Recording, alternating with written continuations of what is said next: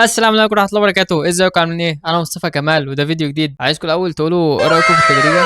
انا مش مطمن نهائيا لشكل الحلقة، بس ايه يعني قولوا رايكم في الكومنتات. ودي كانت افضل كومنتات على الفيديو اللي فات، ومستني منكم الكومنتات اللي على الفيديو ده عشان اضيفها في الفيديو الجاي. نزلت على قناة الواتساب ونزلت هنا ونزلت على الانستجرام وقلت يا جماعة اسالوني اسئلة عشان هجاوب عليها في فيديو يوتيوب، واهو الفيديو اللي انا هجاوب فيه على الاسئلة. فيلا نروح نبص على الكومنتات ونبص على الاسئلة بتاعتكم ونجاوب عليها في الفيديو. بس قبل ما نبدا عايز اقول لك حاجة، ايه رايك في الثامب بتاعت الفيديو ده؟ طب واللي فات؟ طب واللي قبله؟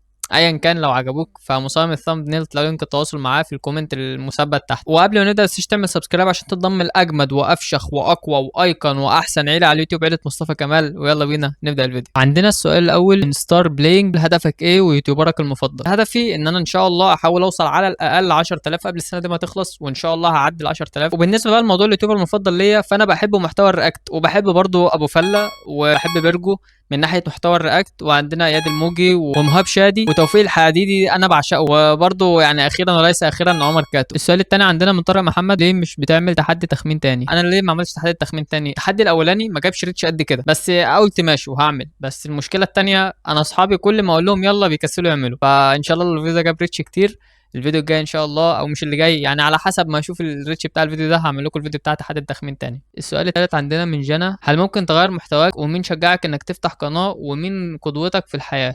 نجاوب الاول عليهم سؤال سؤال. السؤال الاول، هل بتفكر تغير محتواك؟ لا، انا محتوايا هيفضل تحت اسم الكوميدي ايا كان انا بعمل ايه، ايا كان شكل المحتوى، بس في الاخر هيكون كوميدي، سواء جيمنج او فيديو مثلا انا عامله بتكلم معاكم فيه، او ايا كان شكل الفيديو، ففي النهايه كله تحت اطار الكوميدي. مين شجعك انك تفتح قناه؟ بصوا يا جماعه، مين شجعني افتح قناه في الموضوع ده ممكن يكون معقد شويتين. اول حاجه، انا شفت يوتيوبر اللي هو توفيق الحديدي، اتفرجت عليه كنت مدمن فيديوهاته، بس كنت بقى ايه، وضغط الثانويه عمل لي هبل كده، نوع من انواع الهبل مع توفيق الحديدي. فاللي عايز يسمع اول فيديو ليا هتلاقوه في علامه الاي هنا فوق على اليمين، هنا تدوس على علامه الاي وخش اسمع اول فيديو. بالنسبه بقى الموضوع ازاي انا بدات، بصوا انا الاول عملت فيديو عشوائي جدا وعبثي جدا، وما كنتش بفكر في ان انا كنت بعمل فيديو كده وسايبها على الله.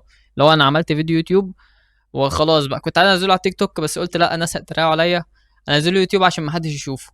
وفعلا ما حدش شافه، جاب 64000 مشاهده واتفضحت في مصر، وكلهم شافوا ان انا بعبط في البتاع. بس يعني في ناس حبتني وعملت سبسكرايب، ولقيت كومنتات جميله جدا منكم، وده اللي شجعني ان انا اكمل واطور من محتوايا.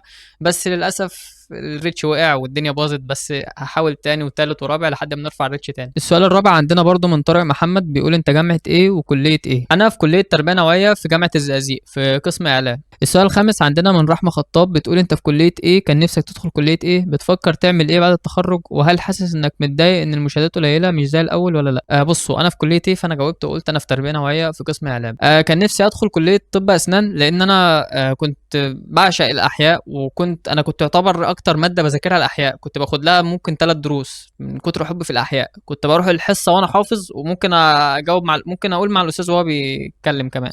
فكنت بموت في حاجه اسمها علوم اللي هي تحت مسمى العلوم، عندنا احياء وفيزياء وكيمياء والحاجات دي، فانا كنت بموت في الحاجات دي قوي. بس الحاجه الوحيده اللي كنتش بحبها في المواد العلميه الكيمياء. مش عارف ايه فايده الكيمياء في ان انا عايز اطلع مثلا دكتور اسنان، بس ما علينا يعني كله نصيب في الاول وفي الاخر. بتفكر تعمل ايه بعد التخرج؟ بفكر اعمل ايه بعد التخرج؟ والله ما عارف، يعني انا مش عارف الكليه مستقبلها فين بالظبط، فانا بحاول ان انا كل هدفي حاليا اليوتيوب، احاول اعمل اليوتيوب ده كهو مستقبل بالنسبه لي. هل حاسس انك متضايق ان المشاهدات قليله مش زي الاول؟ والله هو اكيد انا متضايق ان المشاهدات قليله، لان يعني دلوقتي انا مطور محتوايا ومطور التصوير ومطور كل حاجه ما شاء الله. بصور لكم دلوقتي فيديوهات بجوده 4K، صحيح بنزلها 1080 بكسل، بس انا بصور 4K، فدقه التفاصيل بتكون عاليه. عندك جوده الصوت، جبت لها مايك وجبت اضاءات وجبت كل حاجه وجهزت استوديو، بس في الاخر ما خدتش حاجه، الريتش نزل. ودي كده كانت الاسئله اللي عندنا على بوست اليوتيوب. وهنروح دلوقتي على قناه الواتساب، فانت لو مش معانا على قناه الواتساب يا ريت تتابعنا على قناه الواتساب، لان انا بنزل فيها دايما، بنزل كواليس فيديوهات اي حاجه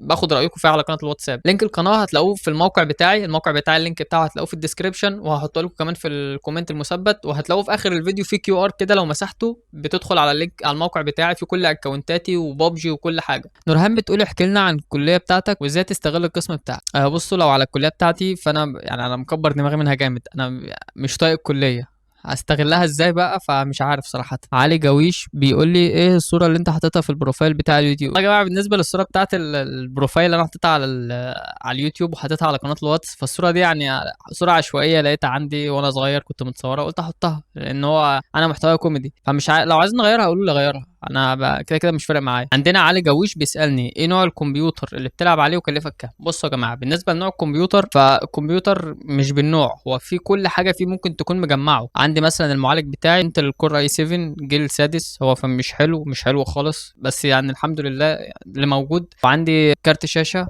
ار اكس 580 8 جيجا و16 جيجا رام تي دي ار 4، وهارد اس اس دي 128 و اتش دي دي 500. بس في الالعاب الجهاز مش قد كده، يعني محتاج معالج يكون قوي، بس ان شاء الله هشتغل على نفسي لحد ما اجيب معالج اقوى من كده. احمد غريب بيقول كان الاتحاد السوفيتي محاولة لتحويل الصيرورة.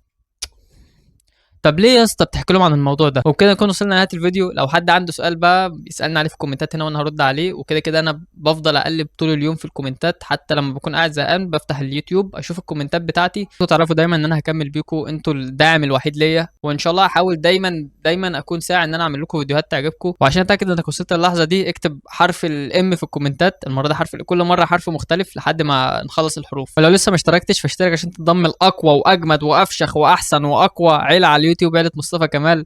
وبكده نكون وصلنا لنهاية الفيديو. سلام.